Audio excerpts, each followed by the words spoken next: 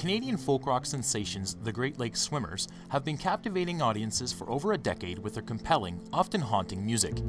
Is this place shaking, or is it me? It started out as kind of a vehicle for my songwriting, and I had graduated with a degree from University of Western Ontario in London, Ontario. I moved to Toronto. I was working at a film company at the time, and then I basically started writing songs, and with the encouragement of some friends in Toronto, I recorded an album. It took me about 2 years to record it. I started it in about 2001, and finished it and it was released finally in 2003.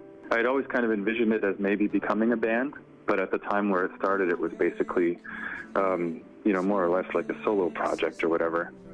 After their first album, they would release 4 more over the next decade, including Juno-nominated Lost Channels, which was also shortlisted for the Polaris Music Prize. While the recognition is welcome, Dekker stresses it is not what is most important to him musically. Returns, I will be the same but older,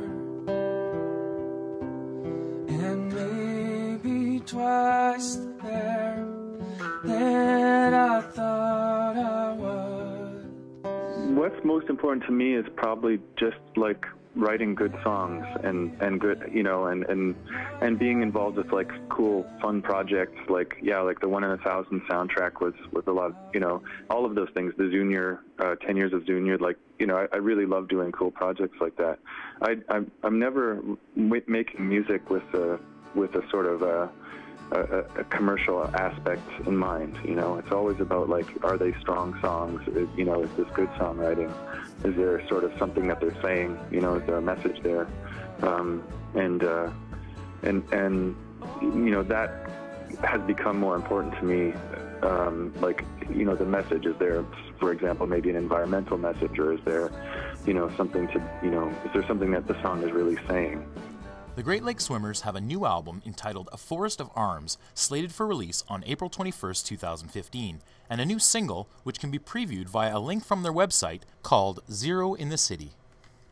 I feel like that song was a good, kind of cross-section of, what's on the album, because I think that a lot of the songs have there's a little bit more of a focus on the rhythm section, which for us this time around, there's some more upbeat tracks where it was really kind of percussive and rhythm heavy. And then there are also sort of this kind of chamber pop, orchestral kind of aspect that's, with some really great string arrangements on top of sort of existing kind of chamber folk kind of tunes, but with a lot of thought put into how all the parts work together. Oh, you've been here before.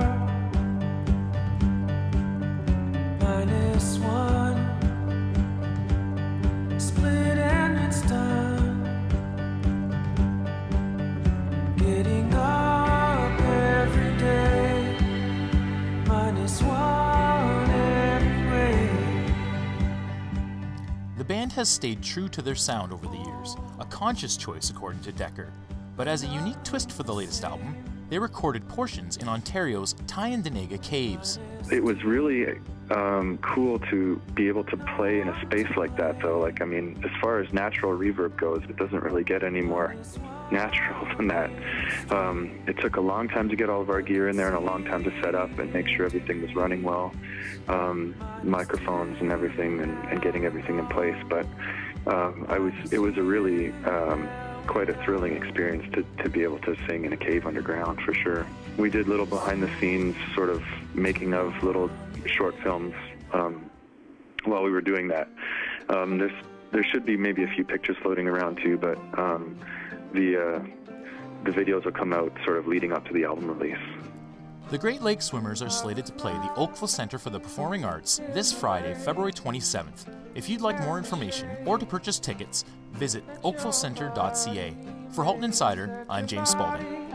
Makes that your body, makes that your body, makes